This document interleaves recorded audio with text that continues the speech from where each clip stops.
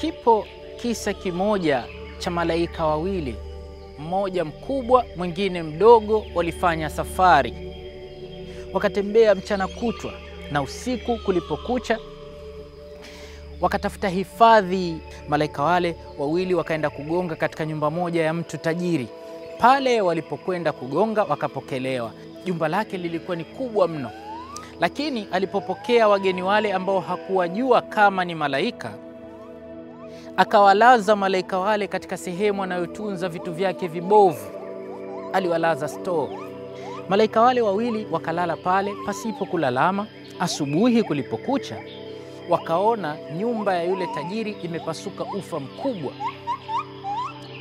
Yule malaika mkubwa akamwelekeza yule mdogo wasaidiane, wakasaidiana kuuziba ule ufa. Halafu wakatoka wakaendelea na safari yao.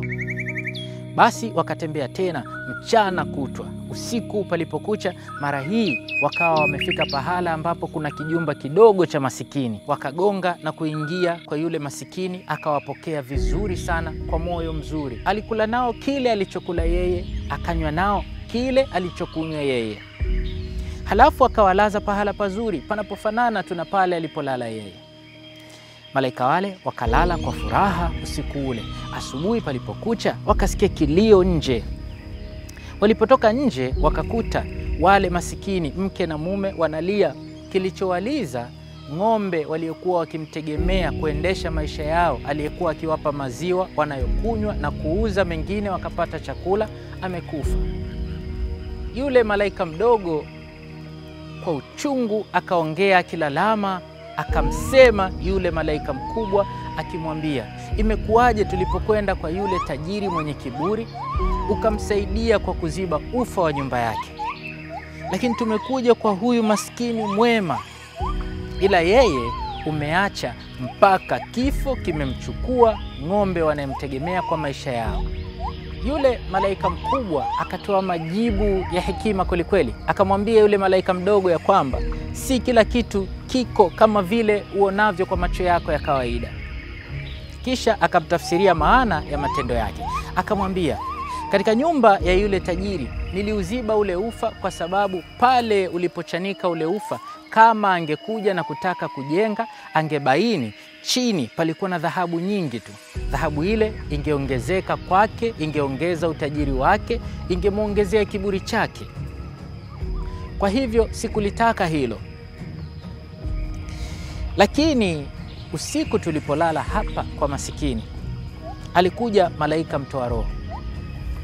Na alikuja akiwa na amri ya kuja kuchukua roho ya huyu mwanamke, mke wa huyu maskini. Na mimi kwa huruma nikamuomba, basi mwachie mkewe, ila kwa fidia chukua roho ya ng'ombe wao. Na hiyo ndio sababu akafa yule ng'ombe, lakini kwa kafara ya kunusuru maisha ya mke wa huyu masikini. Kwa hivyo maishani si kila unachokiona kiko namna ile ambayo unaiona kwa macho yako ya kawaida. Vingine vina siri ndani yake.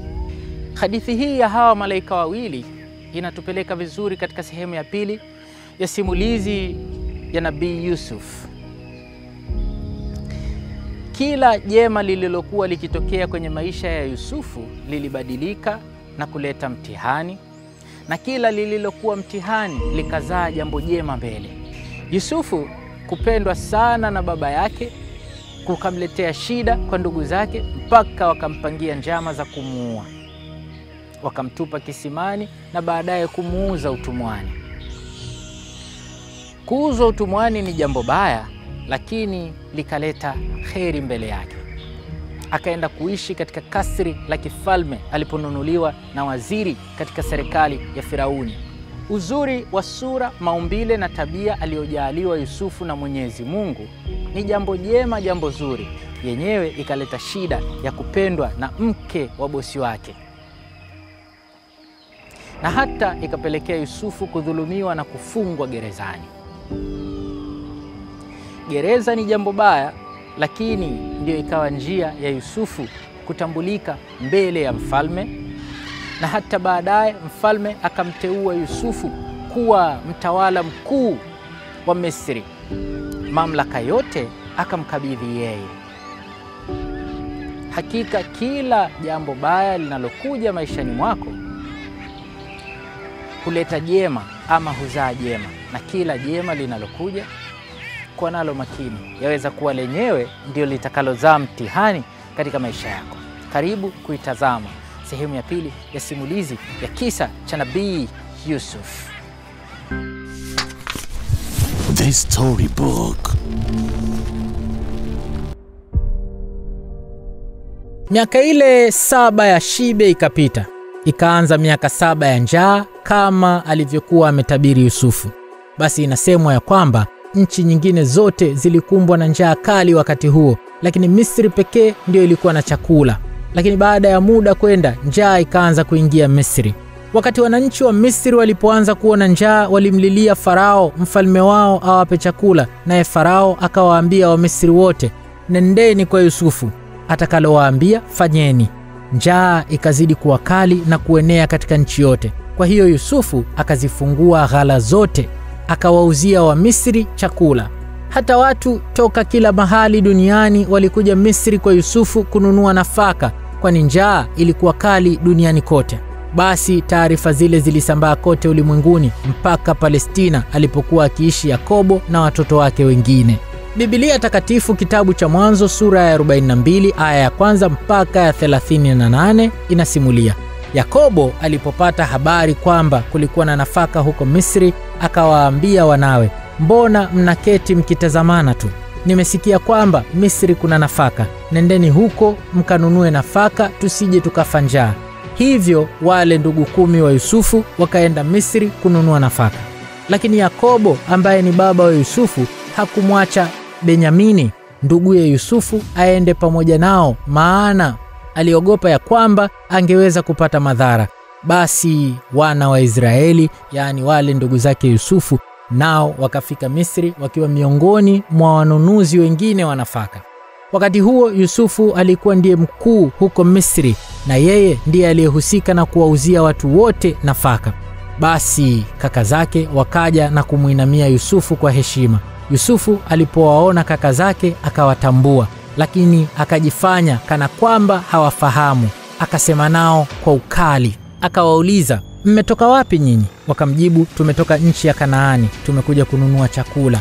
Ingawa Yusufu aliwatambua kaka zake, wao hawakumtambua. Basi Yusufu akakumbuka ndoto zake za zamani juu ya kaka zake, akawaambia, nyinyi ni wapelelezi, mmekuja kupeleleza udhaifu wa nchi yetu. Wao wakamjibu, sivyo bwana wetu, sisi watumishi wako tumekuja kununua chakula. Sisi ni ndugu, wana wa baba mmoja. Sisi ni watu waaminifu na wala si wapelelezi. Lakini Yusufu akaendelea kuwachemsha, akasisitiza, sivyo, mmekuja hapa ili kupeleleza udhaifu wa nchi yetu. Wakamwambia, sisi watumishi wako tuko ndugu 12, wana wa mtu mmoja, mwenyeji wa nchi ya Kanaani. Mdogo wetu mmoja amebaki na baba nyumbani, na ndugu yetu mwingine ni marehemu. Yusufu akaendelea kuwatisha, akawaambia, ni kama nilivyosema, nyinyi ni wapelelezi tu. Hivi ndivyo mtakavyojaribiwa. Na hapa kwa jina la Farao kwamba hamtatoka hapa mpaka mdogo wenu atakapokuja. Mtumeni mmoja wenu akamlete huyo mdogo wenu, wakati wengine wenu watangoja hapa wakiwa wamefungwa gerezani. Hapo ndipo maneno yenu yatakapojulikana ukweli wake, la sivyo na hapa kwa jina la Farao kwamba nyinyi ni wapelelezi. Baada ya mazungumzo hayo akawatia wote gerezani kwa muda wa siku 3. Siku ya 3 Yusufu akawaambia, kwa kuwa mimi ni mcha Mungu, fanyeni hivi ili mpate kuishi. Kama kweli nyinyi ni watu waaminifu, mmoja wenu na abaki kifungoni, na wengine wawapelekee nafaka jamaa zenu wenye njaa. Kisha mleteni kwangu ndugu yenu mdogo. Hii itathibitisha ukweli wa maneno yenu, nanyi hamtauawa. Basi wakakubali kufanya hivyo. Kisha wakasemezana wao kwa wao, kweli sisi tulimkosea ndugu yetu, ingawa tulimuona akisononeka rohoni mwake, sisi hatukumjali hata alipotusihi, ndio maana tabu hii yote inatupata. Maneno haya ya hawa ndugu yalikuwa ni kulalamika, wakiamini leo wanapata kadhia hii wanayokutana nayo Misri kwa sababu ya laana ya uovu waliofanya kwa Yusufu. Walimtendea uovu hata alipokuwa akiwabembeleza wasifanye hivyo hawakumjali. Reubeni, yule ambaye wakati wanataka kumuua Yusufu yeye alimtetea, akawaambia wenzake, "Je, mimi sikuwaambieni tusimdhuru? Lakini nyinyi hamkunisikiliza. Sasa tunaadhibiwa kwa ajili ya damu yake." Wao hawakujua kuwa Yusufu alikuwa akielewa yote wanayoyazungumza, wanayosemezana. Walidhani haelewi lugha yao, kwa maana wakati wa mazungumzo yao walitumia mkalimani baina yao. Yusufu alikuwa akiongea lugha inayotumika Misri, wao walikuwa wakiongea lugha ya kwao, na mkalimani alikuwa akiwafasiria mazungumzo yao. Yusufu akaenda kando kwa uchungu, akaangua kilio. Alipotulia baada ya kulia, akarudi na kuzungumza nao. Kisha akamkamata Simeoni na kumtia pingu mbele ya macho ya wale wenzake ili abaki pale. Basi ndugu zake Yusufu wengine wakaruhusiwa warudi nyumbani kwao, wapeleke chakula na waende wakamchukue huyo mdogo wao wamlete pale, ili ithibitike kwamba kweli wao hawakuwa wapelelezi. Biblia kitabu cha Mwanzo sura ya 42 kuanzia mstari wa 25 inaendelea kusema ya kwamba Yusufu akatoa amri mifuko yao ijazwe nafaka, kila mmoja wao arudishiwe fedha yake katika gunia lake, na wapewe chakula cha njiani. Wakafanyiwa mambo hayo yote, wakatwishwa punda wao mizigo yao ya nafaka, wakaondoka.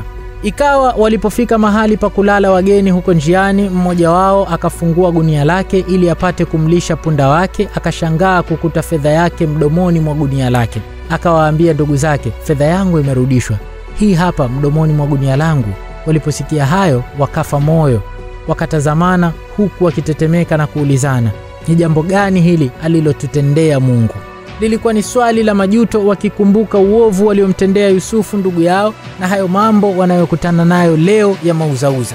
Walipowasili nchini kwao huko Kanaani kwa baba yao Yakobo, walimsimulia yote yaliyowapata. Wakamwambia, "Mkuu wa nchi ile alisema nasi kwa ukali na kutushuku kwamba sisi ni wapelelezi nchini mwake, lakini sisi tulimweleza kuwa sisi ni watu waaminifu na wala si wapelelezi. Tulimweleza kuwa sisi tuko ndugu 12 wa baba mmoja, na kwamba mmoja wetu ni marehemu na yule mdogo yuko nyumbani nchini Kanaani pamoja na baba yetu." Ndipo mkuu wa nchi hiyo akatuambia, "Hivyo ndivyo nitakavyotambua kama kweli nyinyi ni watu waaminifu. Mwacheni kwangu ndugu yenu mmoja, nanyi wengine mpeleke nafaka nyumbani kwa jamaa zenu wenye njaa. Kisha mleteni kwangu huyo ndugu yenu mdogo, na hapo nitajua kuwa nyinyi si wapelelezi, ila ni watu waaminifu. Mkifanya hivyo nitamwacha huru ndugu yenu, nanyi nitawaruhusu kufanya biashara katika nchi hii." Walipokuwa wanamimina nafaka kutoka magunia yao, walishangaa kuona kila mmoja wao amerudishiwa kifuko chake cha fedha ndani ya gunia lake. Walipoona hayo, wote pamoja na baba yao wakashikwa na hofu. Baba yao Yakobo akawaambia, "Mnanipokonya watoto wangu. Yusufu hayuko, Simeoni hayuko. Sasa mnamtaka kumchukua na Benyamini. Yote hayo yamenipata."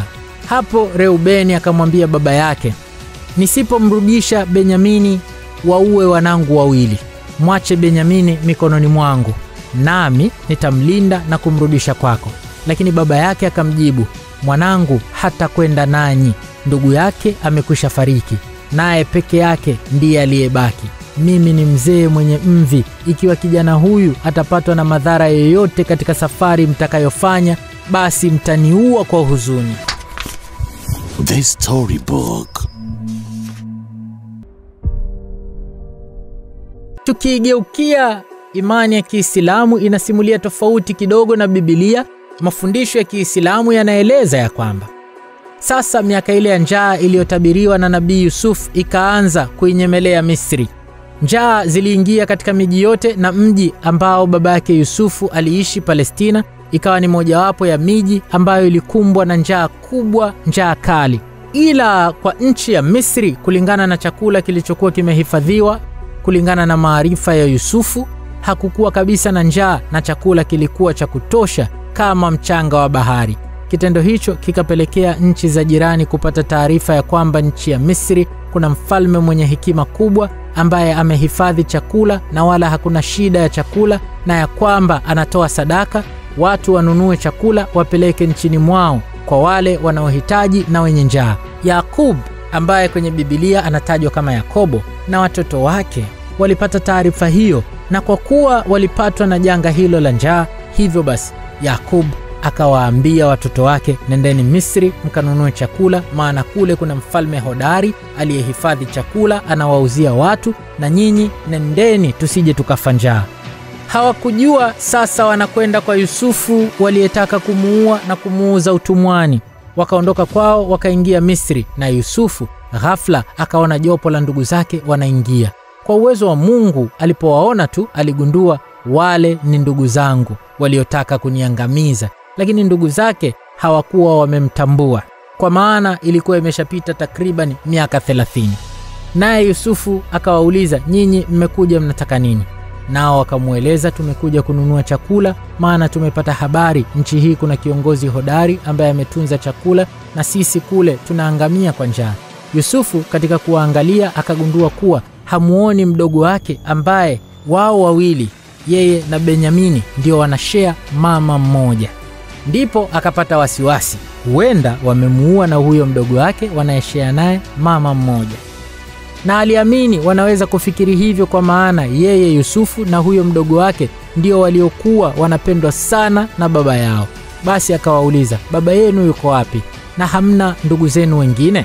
Nao wakamjibu ya kwamba tunaye mdogo wetu, yeye kabaki nyumbani, baba amekataa tusitoke naye, kwa maana tulikuwa na kaka yetu aliyeuliwa na mbwa mwitu, lakini baba anatutuhumu ya kwamba sisi ndio tuliomuua ndugu yetu. Sasa baba haturuhusu hata siku moja kutoka na huyo mdogo wetu. Baba anatutuhumu sisi bila ya sababu. Waliongea hivyo bila kujua kuwa wanayemsimulia jambo hilo ndiye Yusufu mwenyewe. Basi Yusufu akawaambia, mimi nakuambieni, nataka mkaniletee huyo mdogo wenu. Hamuoni mimi ndiye ninayehusika na kupima mazao yote na kugawa? Hivyo kama msipomleta huyo mdogo wenu, hamtapata chochote hapa. Ndugu wale wakaona wamepewa mtihani mkubwa kweli kweli. Baba yao hatoweza kuruhusu watoke na huyo mdogo wao, kwa maana tayari hawaamini hao watoto wake. Yusufu akafanya mpango, wakapata chakula na mizigo yao ikafungwa vizuri kabisa, na fedha walizokuja nazo kwa ajili ya kununulia chakula akawarudishia na kuwawekea kwenye mizigo yao. Basi vijana wale wa Yakub walipofika nyumbani wakamueleza baba yao ya kwamba tumekutana na kiongozi na tumemueleza kuhusu familia yetu pamoja na mdogo wetu, naye akasema anataka kumuona mdogo wetu, la sivyo hatutapewa chakula chochote tukienda tena. Basi baba yao akawaeleza, mnakumbuka siku mnaondoka na mdogo wenu mwingine, yaani Yusufu, mlitoa viapo vyote ya kwamba mtarudi naye, na wala hamkurudi naye, mkarudi mnalia hapa, na leo mnataka mumchukue na huyu mkammalize. Vijana wale wakamjibu baba yao kwa kusema, baba, huyu anaonekana ni kiongozi mwema sana, na inaonekana anataka tu kumuona ndugu yetu, ahakikishe tusemayo ni kweli, na ndipo tutapata kila tunachohitaji. Basi Yakub akawaambia, mimi nitawapa mdogo wenu, ila mwenye kumhifadhi ni Mwenyezi Mungu. Yaani akimaanisha ya kwamba Yakub alimkabidhi Mwenyezi Mungu ulinzi wa huyo mtoto wake. Kwa mujibu wa mafundisho ya Uislamu, basi mwishowe baba yao aliwapa huyo mdogo wao ambaye ni ndugu wa Yusufu waende naye huko Misri kama walivyoelekezwa. Ilimlazimu wakubali kufanya hivyo kwa sababu hali ya njaa ilikuwa mbaya sana, kiasi kwamba watu wa hapo kijijini walikuwa wakikaribia kufa kwa njaa. Lakini akawapa ushauri, mtakapofika kwa mfalme msitumie mlango mmoja kuingia, tumieni milango tofauti tofauti. Baba yule aliweka hivyo kama tahadhari, ili ikitokea wakashambuliwa ama kukutana na madhara yoyote, basi asipoteze watoto wote wa kwake. Baada ya safari ndefu ya kuchosha kutokea Palestina mpaka Misri, hatimaye walifika tena Misri kwa mara ya pili. Walipofika Misri wakajitawanya, kila mmoja akapita mlango wake kama walivyoambiwa na baba yao. Basi mlango aliopita mdogo wao Benyamini ndio mlango aliokuwapo amesimama Yusufu. Yusufu alipomuona tu ndugu yake akamkumbatia, akafurahi na kumwambia maneno, mimi ni ndugu yako Yusufu. Akamuelezea vikwazo vyote na visa vyote alivyovipitia tangu alipouzwa utumwani. Yusufu akamwambia mdogo wake, shida zenu zote zimekwisha. Akawafungashia mizigo mingi ndugu zake, lakini Yusufu alikuwa na hamu ya kubaki na huyu mdogo wake Benyamini, na akafanya namna ya kumbakiza hapo na kumtoa kwenye mikono ya ndugu zake wale waliomtendea yeye uovu.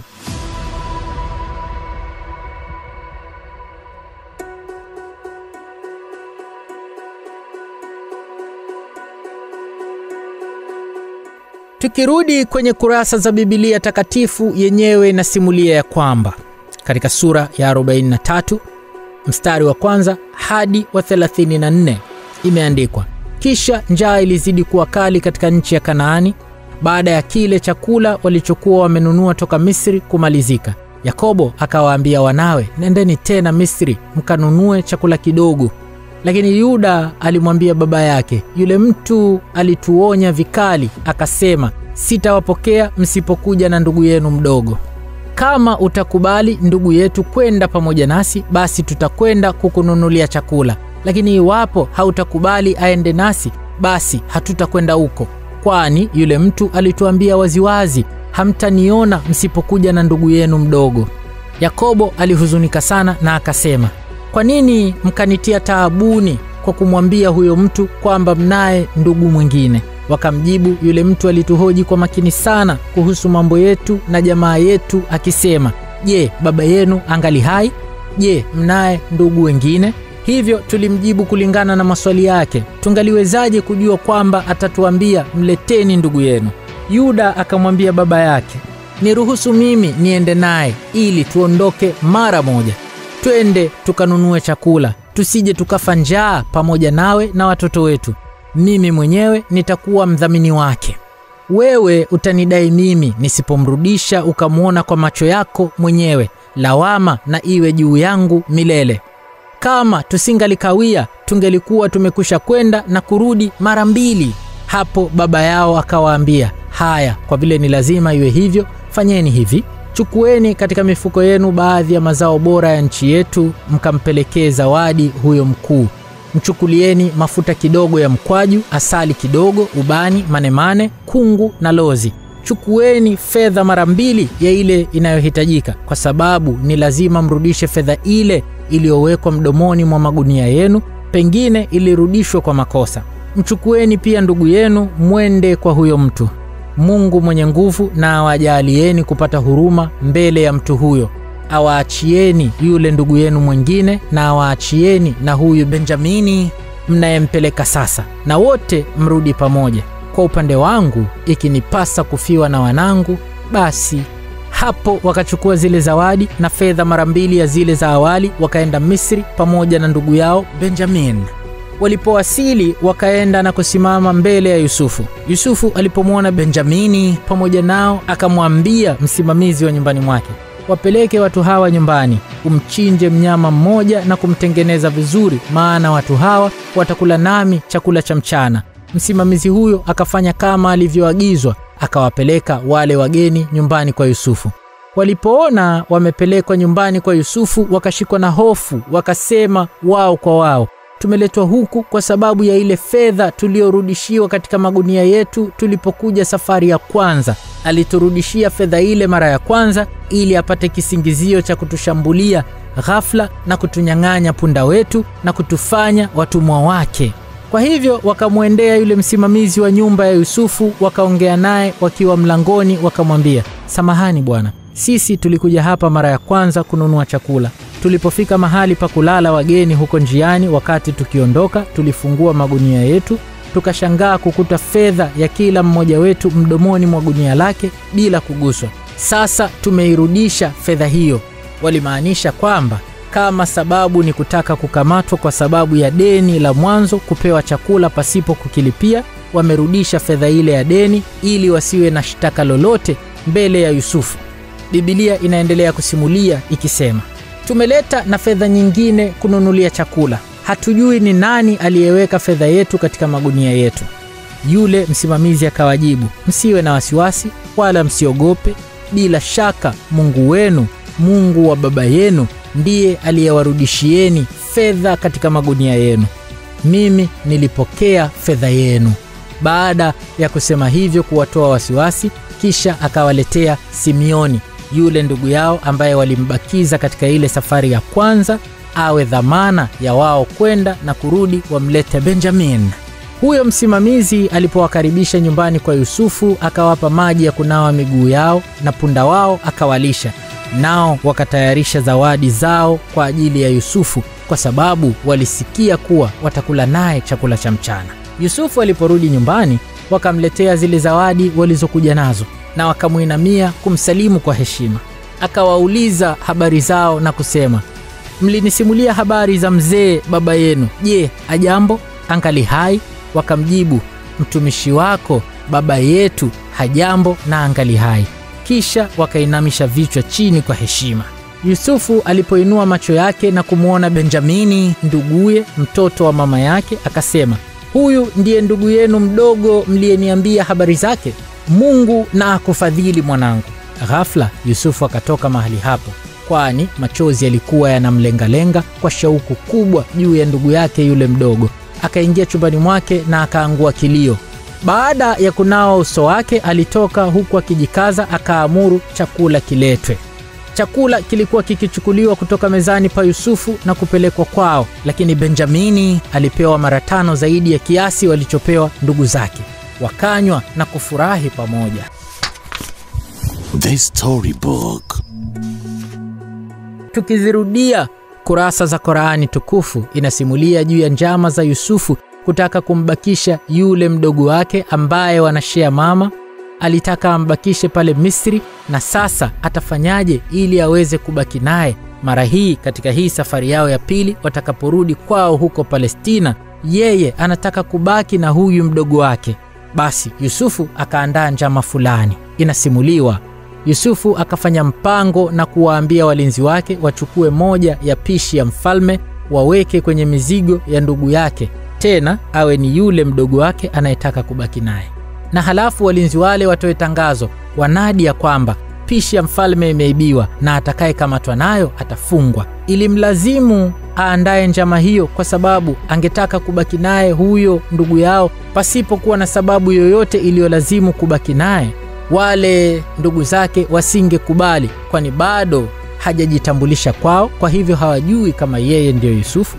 Na wao pia wamemwahidi baba yao kuwa ni lazima huyo mdogo wao watarudi naye.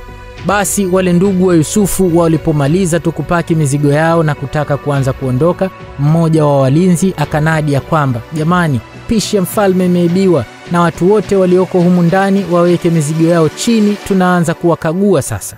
Askari wakaja haraka haraka wakaanza kupekua mizigo yao, mmoja baada ya mwingine. Basi walikagua mpaka walipomaliza na kufika mizigo ya yule mdogo wa Yusufu, Benjamin. Wakafungua wakijifanya wanatafuta, na Benjamin akawauliza, "Mnatafuta nini?" Wakamjibu, "Tunatafuta pishi ya mfalme iliyopotea." Lakini kijana akawaambia, "Sisi sio wezi, tumekuja kwa ajili ya kutafuta riziki tu." Baada ya muda mfupi wakaitoa pishi ile kwenye mizigo ya Benjamin, pishi ambayo walimchomekea makusudi iwe sababu ya kumkamata kwa wizi wa uongo ili abaki pale Misri, abaki na Yusufu. Ndugu zake wakastaajabu sana na kusema, "Tulijua tu, kumbe huyu ni mwizi kama kaka yake. Maana kama yeye ameiba na kaka yake lazima atakuwa alikuwa mwizi." Basi hawa ndugu wa Yusufu kama walivyomtenda Yusufu kumsaliti, sasa mara hii baada ya mdogo wao kukamatwa kwa wizi, hawakutaka kumtetea wala kusikiliza hadithi ya upande wake ukweli ukoje. Wakamkana na kumsaliti, kumnasibisha kwamba kweli ni mwizi. Na kulingana na kosa hilo la wizi, ikambidi Benjamini afungwe gerezani. Wale ndugu zake wakaona wakirudi nyumbani ingali hawapo na huyo mdogo wao, baba yao angehuzunika sana. Hivyo wakamuomba mfalme pamoja na Yusufu ya kwamba wamwachie huyo mdogo wao arudi kwa baba yao na baadhi kati yao, lakini wamchukue mmoja katika wao ndiye wamfunge mbadala wake. Lakini kiongozi Yusufu akakataa na kusema kwamba kosa la mtu haliwezi kubebwa na mwingine, hivyo mwenye kosa ndiye atakayewajibishwa. Basi walipoona Yusufu amekataa, wakaenda kando kidogo kujadiliana na wakaanza kunong'onezana. mlimsikia baba akichukua kiapo mbele ya Mungu, na sisi tuliapa ya kwamba tutarudi na Benjamin." Ndugu wale wakaogopa na kuhisi kwamba baba yao ataona ilikuwa ni njama tu nyingine ya kumpoteza mdogo wao kama walivyofanya kwa Yusufu. Kaka yao mkubwa akaogopa kabisa kurudi kwa baba yake, akaamua kubaki huko huko Misri. Lakini hawakuwa na namna isipokuwa kurudi tu kwa baba yao na kumweleza yaliyotokea. Walipompa taarifa zile, baba yao alihuzunika sana na kuwaambia, "Mmerudia tena mchezo wenu. Nafsi yenu ikakupambieni jambo ovu mkaliona zuri, na muomba Mungu anipe subira njema." Yakub alijipa matumaini ya kwamba huenda siku moja Mungu akamrudishia watoto wake wote kwa pamoja. Yakub alikuwa na imani kubwa ya dini na alimwamini Mungu ni mkubwa na muweza wa yote.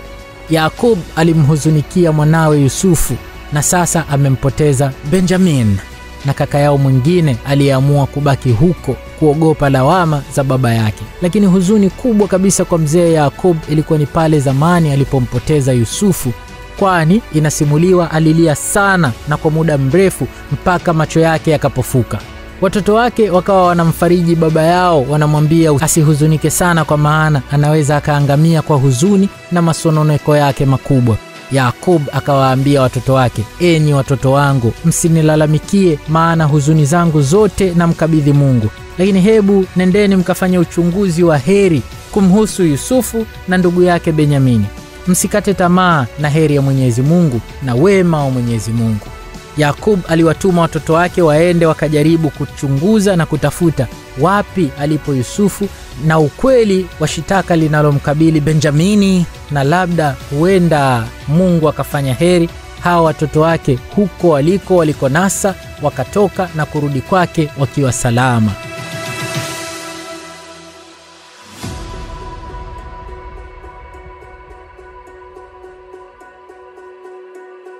Biblia takatifu inaposimulia sehemu hii, na yenyewe inakuja na hadithi ya kufanana ila ni tofauti kidogo. Mwanzo sura ya 44 inasimulia kwamba kisha Yusufu akampa yule msimamizi wa nyumbani mwake maagizo haya: "Jaza magunia ya watu hawa kiasi cha chakula ambacho wanaweza kuchukua, na uweke fedha ya kila mtu kwenye mdomo wa gunia lake. Kisha weka kikombe changu kile cha fedha kwenye mdomo wa gunia la yule mdogo wa wote, pamoja na fedha zake ambazo angenunulia nafaka yake." Yule mtumishi akafanya kama Yusufu alivyosema. Kulipopambazuka wakaruhusiwa kuondoka pamoja na punda zao. Lakini kabla hawajafika mbali kutoka mjini, Yusufu akamwambia mtumishi wake, "Wafuatilie wale watu mara moja. Utakapowakuta waambie, 'Kwa nini mmelipiza wema kwa ubaya? Je, kikombe hiki sicho anachonywea bwana wangu, na pia hukitumia kwa kutabiri mambo yajayo? Hili ni jambo ovu mlilolitenda." Yule mtumishi akawafuata, na alipowafikia akarudia maneno hayo hayo aliyoambiwa na Yusufu. Kwa hivyo wakakamatwa kwa kosa la kuiba kikombe cha Yusufu, kikombe cha fedha ambacho Yusufu alikitumia kunywea na kinachomsaidia kwenye kubashiri mambo yajayo. Kwenye kujitetea, ndugu wale wakasema, "Kwa nini bwana wetu," wakimaanisha Yusufu, "anasema maneno kama haya? Liwe mbali na watumishi wako wasije wakafanya jambo kama hili," wakimaanisha liwe mbali jambo la wizi. Wao hawawezi kufanya jambo kama hilo. Wakaendelea kwa kusema, "Hata hivyo tulikurudishia zile fedha kutoka nchi ya Kanaani ambazo tulizikuta kwenye midomo ya magunia yetu. Hivyo kwa nini tuibe fedha au dhahabu kutoka nyumbani kwa bwana wako? Ikiwa yoyote miongoni mwa watumishi wako hapa atapatikana nacho hicho kikombe kilichoibiwa, basi na auawe, na sisi wengine tutakuwa watumwa wa bwana wangu." Walitoa kiapo hiki wakijiamini kwamba wao si wezi, hawana tabia ya wizi. Kwa hivyo walijua miongoni mwao hata wakikaguliwa hawawezi kukutwa na hiko kikombe kinachosemwa kimeibiwa. Mtumishi yule akajibu, "Vema." Sasa wakaanza kuwakagua. Kila mmoja akafanya haraka kushusha gunia lake chini na kulifungua. Mtumishi yule akaanza kukagua mizigo, akianzia na mkubwa wa wote na akaishia kwa mdogo wa wote. Basi kikombe kikapatikana katika gunia la Benjamin. Kwa jambo hili wakararua nguo zao kwa huzuni. Ndipo wote wakapakiza mizigo yao juu ya punda na kurudi mjini, yaani pale Misri. Yusufu alikuwa bado yuko nyumbani mwake wakati Yuda na kaka zake walipoingia. wote wakajitupa chini mbele yake. Yusufu akawaambia, ni jambo gani hili mlilolifanya? Hamjui kuwa mtu kama mimi naweza kufahamu mambo kwa njia ya kutabiri? Yuda akajibu, tunaweza kusema nini kwa bwana wangu? Tunaweza kuzungumza nini? Tunawezaje kuthibitisha kwamba hatuna hatia? Mungu amefunua hatia ya watumishi wako. Sasa sisi tu watumwa wa bwana wangu, sisi wenyewe pamoja na yule aliyepatikana na kikombe. Kwa maelezo haya ilikuwa ni kukiri kwamba hawana namna ya kuweza kujitetea, na mpaka hapo wamekwenda na kujisalimisha kufidia kosa la wizi wao, wanajitoa kuwa watumwa kwa Yusufu. Lakini Yusufu alisema, liwe mbali nami kufanya jambo kama hili, yaani kuwachukua wote hao kuwafanya watumwa kwa kosa la mtu mmoja. Yusufu akaendelea kusema, mtu yule tu aliyekutwa na kikombe ndiye atakayekuwa mtumwa wangu. Ninyi wengine rudini kwa baba yenu kwa amani. Ndipo Yuda akamwendea na kumwambia, tafadhali bwana wangu, mruhusu mtumishi wako aseme neno. Yuda akaendelea kuzungumza, ulituuliza, je, mnaye baba au ndugu? Nasi tukakujibu, tunaye baba yetu ambaye ni mzee, pia yupo mwanawe mdogo aliyezaliwa katika uzee wake. Ndugu yake amekufa, na huyu mdogo ndiye mwana pekee kwa mama yake aliyebaki, naye baba yake anampenda sana. Ndipo ulipotuambia sisi watumishi wako, mleteni kwangu huyo mdogo wenu ili nimuone kwa macho yangu mimi mwenyewe. Nasi tukakwambia, kijana hawezi kumwacha baba yake, akimwacha baba yake atakufa. Lakini ukatuambia watumishi wako, ndugu yenu mdogo asiposhuka pamoja nanyi kuja hapa, hamtauona uso wangu tena na hamtapata chakula tena. Tuliporudi nyumbani kwa baba yetu tulimwambia lile ulilosema. Ndipo baba yetu aliposema, rudini Misri mkanunue chakula kingine. Lakini tukamwambia, hatuwezi kuja Misri mpaka tuongozane na Benjamini ambaye ulitaka kumuona, kwa maana ulisema tukirudi bila yeye hatutaweza kuuona uso wako. Baba yangu alituambia, mnajua mke wangu alinizalia wana wawili, mmoja wapo alipotea, nami nikasema hakika ameraruriwa vipande vipande na mnyama, nami sijamuona tangu wakati huo. Ikiwa mtaniondolea huyu tena na akapatwa na madhara, mtashusha kichwa changu chenye mvi kaburini nikiwa mwenye huzuni. Hivyo sasa, kama huyu mdogo wetu hatakuwa pamoja nasi tutakaporudi kwa baba yetu, na kama baba yetu ambaye maisha yake yamefungamanishwa na uhai wa huyu kijana, akiona kijana huyu hayupo nasi, hakika atakufa. Na sisi tulimhakikishia baba yetu usalama wa kijana huyu. Nilimwambia, kama sikumrudisha kwako, nitakuwa mwenye lawama mbele yako baba yangu maisha yangu yote. Sasa basi, turuhusu sisi kubaki hapa kama watumwa wako, iwe ni fidia ya huyu kijana, kwa maana ninawezaje kurudi kwa baba yangu ikiwa kijana hatakuwa pamoja nami? Usiniache nikaione huzuni ile itakayompata baba yangu. Sasa Yusufu akaona huruma kwa ndugu zake na alishindwa kuvumilia na kuamua kuwaambia ukweli. Hapo Yusufu hakuweza kujizuia zaidi mbele ya wote waliokuwa wamesimama karibu naye. Akapaza sauti akasema, muondoeni kila mtu mbele yangu. Watu wote waliokuwa pale wakatolewa nje, wakabaki wale ndugu zake tu. Kwa hivyo hapakuwepo mtu mwingine yeyote mahali pale wakati Yusufu alipojitambulisha kwa ndugu zake. Naye akalia kwa sauti kubwa kiasi kwamba Wamisri huko nje walimsikia. Hata watu walioko kwenye nyumba ya Farao wakapata hizo habari. Yusufu akawaambia ndugu zake, mimi ni Yusufu. Je, baba yangu angali hai bado? Lakini ndugu zake hawakuweza kumjibu kwa sababu walipatwa na hofu kuu mbele yake. Yusufu akawaambia ndugu zake, sogeeni karibu nami. Waliposogea akasema, mimi ni ndugu yenu Yusufu, yule ambaye mlimuuza Misri. Sasa msihuzunike wala msijichukie wenyewe kwa kuniuza huku, kwa sababu ilipaswa kuwa hivyo ili kuokoa maisha ya watu wengi. Na hiyo ndiyo sababu Mungu alinituma niwatangulie ninyi kuja huku Misri. Kwa miaka 2 sasa imekuwepo njaa katika nchi. Pia kwa miaka 5 ijayo hapata kuwepo kulima wala kuvuna. Lakini Mungu alinitanguliza mbele yenu ili kuhifadhi mabaki kwa ajili yenu katika nchi na kuokoa maisha yenu kwa wokovu mkuu. Kwa hiyo basi, si nyinyi mlionileta huku, bali ni Mungu. Alinifanya kuwa baba kwa Farao, bwana wa watu wa nyumbani mwake wote, na mtawala wa Misri yote. Sasa rudini haraka kwa baba yangu na mmwambie, hili ndilo mwanao Yusufu asemalo: Mungu amenifanya mimi kuwa bwana wa Misri yote. Shuka uje kwangu, wala usikawie, nawe utaishi katika nchi ya Gosheni na kuwa karibu nami, wewe, watoto wako na wajukuu wako, makundi yako ya kondoo, mbuzi na ng'ombe, pamoja na vyote ulivyo navyo. Nitawatunza huko, kwa sababu bado iko miaka mingine 5 inayokuja ya njaa. La sivyo, wewe na nyumba yako na wote ulio nao mtakuwa fukara. Yusufu akaendelea kusema, mwambieni baba yangu juu ya heshima yote niliyopewa huku Misri na kuhusu kila kitu mlichokiona. Mleteni baba yangu huku haraka. Ndipo akamkumbatia Benjamini ndugu yake na kulia, naye Benjamini akamkumbatia akilia. Yusufu sasa akawabusu ndugu zake wote huku akilia. Habari zilipofika kwenye jumba la Farao kwamba ndugu zake Yusufu wamefika pale Misri, Farao na maafisa wake wote wakafurahi. Farao akamwambia Yusufu, waambie ndugu zako, pakieni wanyama wenu, rudini mpaka nchi ya Kanaani, mkamlete baba yenu na jamaa zenu kwangu. Nitawapa sehemu nzuri sana ya nchi ya Misri, nanyi mtafurahia unono wa nchi.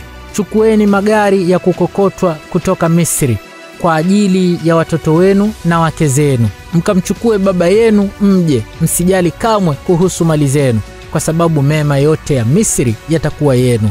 Yusufu akawapa magari ya kukokotwa kama Farao alivyoagiza, pia akawapa mahitaji kwa ajili ya safari yao, kila mmoja mavazi mapya, lakini Benjamini alimpa shekeli 300 za fedha na jozi 5 za nguo. Basi wakatoka Misri na kufika kwa baba yao Yakobo katika nchi ya Kanaani. Wakamwambia baba yao, Yusufu angali hai. Ukweli ni kwamba yeye ndiye mtawala wa Misri yote. Yakobo akapigwa na bumbuazi. Haikuwa rahisi kuamini juu ya habari hizo mpya anazozisikia. Lakini walipokwisha kumweleza kila kitu ambacho Yusufu alikuwa amewaambia, na alipoona magari ya kukokotwa aliyokuwa amepelekewa na Yusufu kwa ajili ya kumchukua ili ampeleke Misri, roho ya baba yao Yakobo ikahuishwa, ikapata tumaini jipya.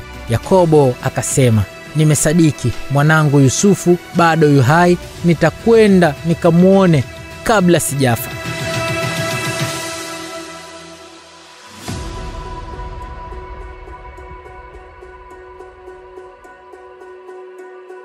Katika Biblia takatifu inaposimulia juu ya habari za Yusufu kujipambanua mbele ya ndugu zake, inasimulia kwa namna ya tofauti na wasimuliavyo Waislamu.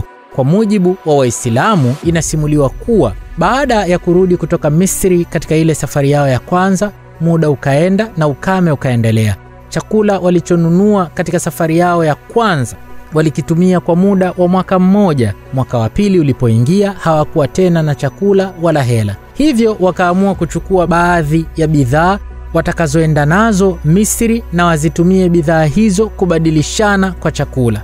Basi wakafunga safari, wakarudi tena Palestina. Na walipoingia kwa Yusufu, wakaanza kumbembeleza, ewe waziri, matatizo yameturudia tena sisi na jamaa zetu nyumbani, na sisi leo tumekuja na bidhaa duni kabisa. Tunajua bidhaa hizi haziwezi kununua chakula cha kutosha. Kwa hiyo tunakuomba utupimie kipimo kikubwa kuliko tunachokupa sisi. Tunajua pesa zetu hizi ni duni, kwa hiyo tunaomba utoe sadaka juu yetu, na Mungu anawalipa wema wenye kutoa sadaka. Wakadhalilika mbele ya Yusufu. Yusufu akaona inatosha wasidhalilike ndugu zake, akasema, basi mmedhalilika vya kutosha. Akaona huu ndio wakati sahihi wa kujitambulisha kwao ndugu zake. Akawaambia, mnakumbuka mlichomfanyia Yusufu ndugu yenu na ndugu yake Benjamin? Wale ndugu wakashtuka, vipi mfalme huyu, waziri huyu anajua habari za ndugu yetu Yusufu na ndugu yake? Nani aliyekuja kumdokeza habari hizi na habari za ndugu yetu Benjamin? Wakati tulivyofanya mambo yale tulikuwa wenyewe tu. Ndugu zake wakaanza kuhisi, au huyu waziri ndiye Yusufu tuliyemuuza utumwani kwa wale wafanyabiashara waliokuwa wakija huku Misri. Basi kwa fadhaha na mstuko wakaamua kumuuliza, hivi wewe ndio Yusufu? Akawajibu, ndiyo, ni mimi Yusufu, na huyu ni ndugu yangu mdogo wangu Benyamini. Akawaambia ndugu zake, hivi mnajua kilichonifikisha hapa? Ni subira na kumcha Mwenyezi Mungu. Ndicho kilichonitoa kisimani ndicho kilichoniokoa na vitimbi vya wanawake, ndicho kilichonitoa jela na kunipeleka mpaka kwenye cheo hiki cha uwaziri. Wale ndugu zake wakamwambia Yusufu, tunaapa kwa Mwenyezi Mungu, Mungu amekuchagua wewe. Mungu amekuweka katika daraja kubwa kuliko sisi, ijapo sisi ni wakosaji. Wakaanza kulalamika sana mbele yake Yusufu, wakizungumza kuutaka msamaha. Yusufu akawaambia, msilalamike sana, hamna matatizo yoyote, msiwe na wasiwasi, Mwenyezi Mungu atawasameheni. Wakamwambia Yusufu ya kwamba baba yetu hivi sasa macho yake hata hayaoni tena kwa kukulilia wewe, na amedhoofu kwa mawazo kukufikiria wewe. Japo ni miaka zaidi ya 35 imepita sasa tangu akupoteze, hajamaliza kuomboleza. Waliposema hivyo, Yusufu akawaambia, chukueni kanzu yangu, na kama baba haoni, basi muwekeeni kanzu hii juu ya uso wake, na kuanzia hapo ataanza kuona tena. Muda huo huo upofu wake utamuisha. Lakini Yusufu akawaambia tena, sasa na muhame huko Palestina, nyinyi wote mje huku Misri ninapoishi mimi. Basi msafara ukaondoka kwa furaha sana, na kanzu ya Yusufu wameibeba mikononi. Kwa miujiza ya Mwenyezi Mungu, kabla hawajafika nyumbani kwa Yakub, wakiwa njiani mbali kabisa, Yakub akasikia harufu ya mwanawe Yusufu kama anakuja anasogea. Yakub akawaambia watu waliokuwa nao pale nyumbani kwake ya kwamba, mnajua harufu ninayoisikia hivi sasa ni harufu ya mwanangu Yusufu. Hapo watu wale wanaorudi kutoka Misri hata walikuwa hawajafika pale nyumbani kwao, wapo mbali kidogo, lakini baba anasema anasikia harufu ya Yusufu mwanawe. Wale watu waliokuwa nao pale nyumbani muda huo wakahamaki na kumwambia, yaani baba, bado upo kule kule kwenye huzuni na maombolezo ya mwanao, hata miaka mingi imepita sasa? Basi walipofika wale watoto wake waliotoka Misri, wakaiweka ile kanzu ya Yusufu mbele ya baba yao, na hapo hapo upofu ukamtoka baba yao na akaanza kuona tena. Yakub akawaambia watoto wake wale aliokuwa nao pale nyumbani, mnaona, nilisema mimi, hivi mnayajua ya Mungu nyinyi? Wale watoto wake waliotoka Misri wakasema kumwambia baba yao, baba, mtoto wako ameshakuwa mfalme, amekuwa kiongozi mkubwa sana. Lakini Yakub akaonekana hajafurahi kabisa. Watoto wake wakamuuliza, vipi, mbona tunakupa habari njema lakini unaonekana hushughuliki nazo? Akawaambia, kwanza nielezeni, yupo katika mila gani, katika dini gani? Mnaelezea nini kwa shauku kuhusu ufalme, na wakati ufalme ni mambo ya kidunia tu? Yakub alikuwa ni mcha Mungu, mwenye imani kubwa ya dini. Kwake habari njema ilikuwa ni kama mwanawe bado hajapotoka, anafuata mila za kwao na hajafuata mila za kigeni huko alipokwenda, na akawa mshirikina. Baada ya hapo wakapanga safari. Yakub pamoja na familia yake kwa ujumla wakaondoka kuelekea Misri. Wakiwa wanaingia Misri, Yusuf akapata taarifa kwamba baba yake na ndugu zake wote wapo njiani kutokea Palestina wanakuja kwake, na Yusufu akawaandalia mapokezi. Walipoingia katika jumba la Yusufu, akanyanyuka akakumbatiana na baba na ndugu zake na akawaambia, ingieni Misri, tulieni hapa, mmefika sehemu salama. Yusufu aliwakalisha baba na mama yake kwenye kiti chake cha enzi alichokuwa kikitumia, na baada ya hapo baba, mama na nduguze wote wakapomoka na kumsujudia Yusufu. Hii ilikuwa sijda ya salamu na kukiri utukufu wake Yusufu, lakini haikuwa sijda ya ibada. Ilikuwa ni sijda ya heshima na maamkizi, kama sijda ya Adam aliyosujudiwa na malaika. Basi wote wakamsujudia Yusufu, na Yusufu alipoona hayo, hapo ndipo akawatafsiria maana ya ile ndoto yake ya kusujudiwa na nyota na mwezi, ndoto aliyoiota zamani miaka yapata 40 iliyopita. Na akamkumbusha baba yake na kumwambia, hii ndio tafsiri ya ile ndoto niliyoiota kipindi kile ya kusujudiwa na nyota na mwezi. The Storybook. Kwa mujibu wa Biblia Takatifu, sura ya 46 mstari wa kwanza hadi wa 34 imeandikwa, hivyo Israeli, yani Yakobo, akaondoka na vyote vilivyokuwa mali yake, naye alipofika Beersheba akamtolea dhabihu Mungu wa Isaka baba yake. Mungu akanena na Yakobo katika maono usiku, akamuita Yakobo, Yakobo. Akajibu, mimi hapa. Mungu akamwambia, mimi ndimi Mungu wa baba yako, usiogope kushuka Misri, kwa maana huko nitakufanya taifa kubwa. Nitashuka Misri pamoja nawe, nami hakika nitakurudisha tena Kanaani. Mikono ya Yusufu mwenyewe ndiyo itakayofunga macho yako.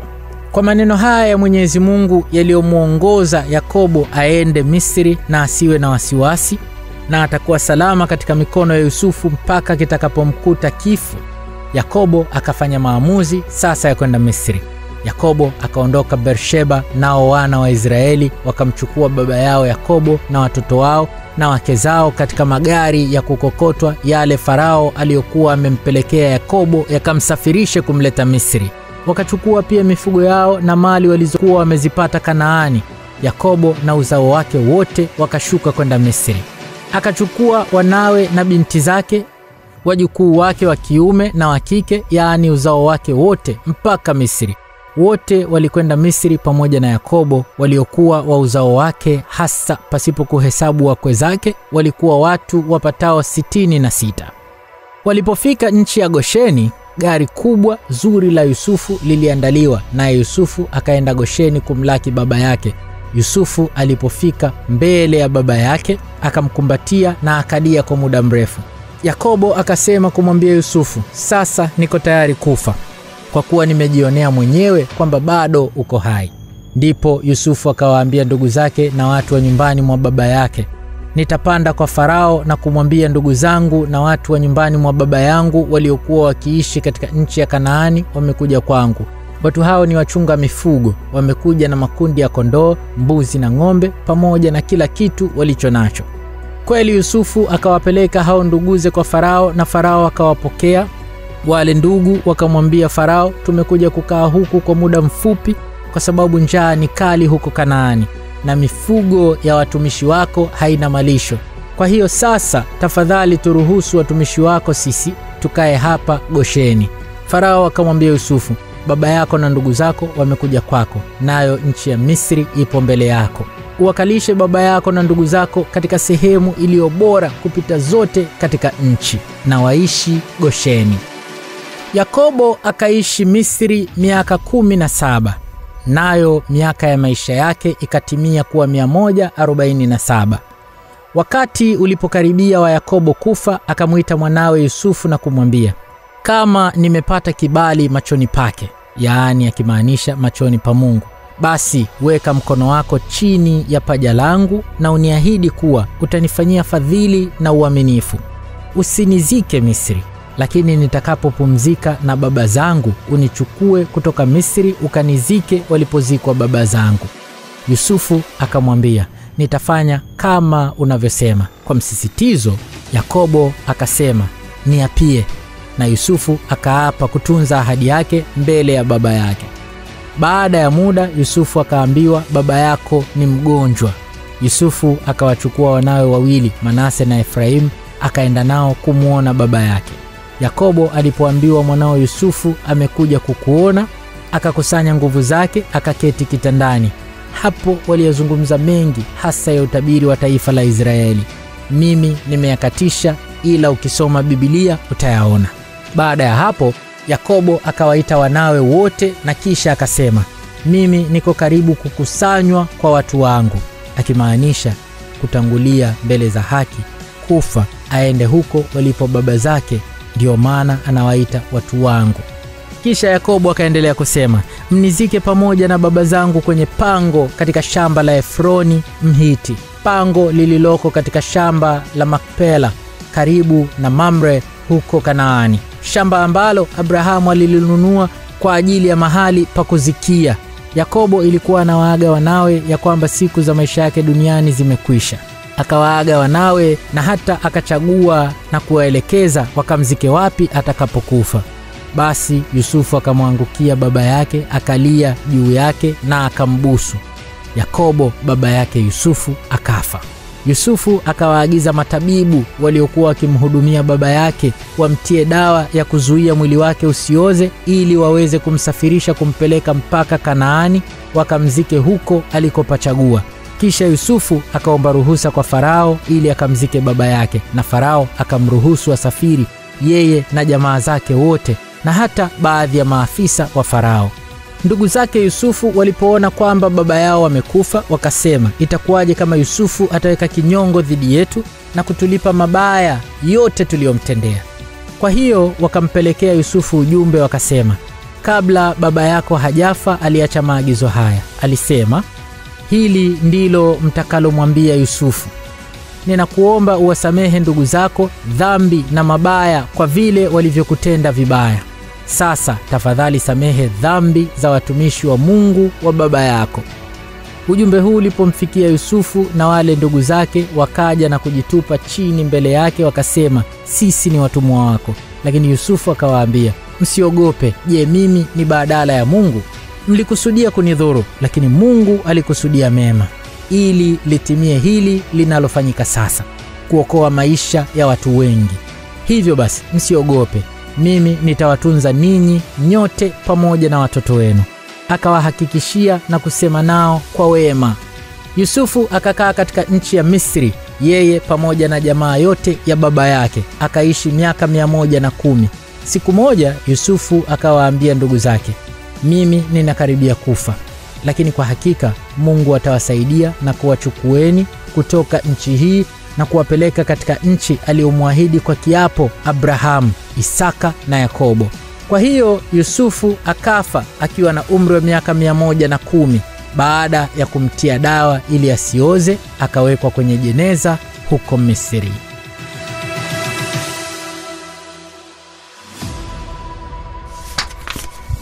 The Storybook.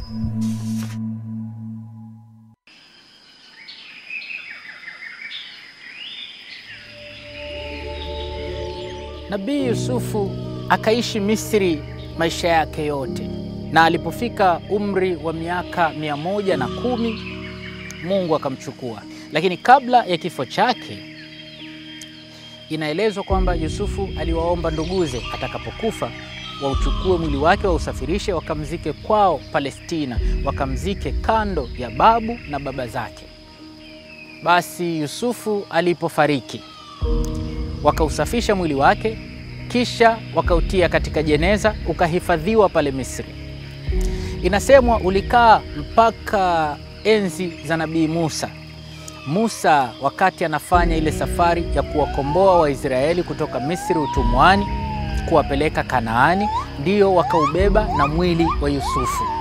Inaelezwa ya kwamba Yusufu akaenda kuzikwa eneo linaloitwa Hebroni. Pale alipozikwa Yusufu mpaka hivi sasa pana kijiji kinaitwa Balata. Eneo lile linatambulika kama eneo tukufu ama eneo takatifu alipozikwa nabii wa Mwenyezi Mungu. Pale alipozikwa Yusufu panatambuliwa na dini zote tatu za Mungu mmoja, dini za Abrahamu, Wakristo, Waislamu na Wayahudi. Lakini kwa miaka mingi hivi sasa Wasumeria wa Kiyahudi ndio wamekuwa wakipasimamia eneo lile. Pamejengwa majengo ambayo yalijengwa tangu mwaka wa 1886. Panatambulika kuwa ndiyo sehemu alipozikwa Nabii Yusufu. Lakini pana utata wa namna mbili. Namna ya kwanza ni nani hapamiliki pale. Hizi dini tatu zote zinapagombania. Zote Yusufu kwao ni mtukufu, ila kwa muda mrefu pamekuwa chini ya uangalizi wa Wasumeria wa Kiyahudi. Lakini mvutano wa namna ya pili unakuja. Je, ni kweli hapo ndipo alipozikwa Yusufu?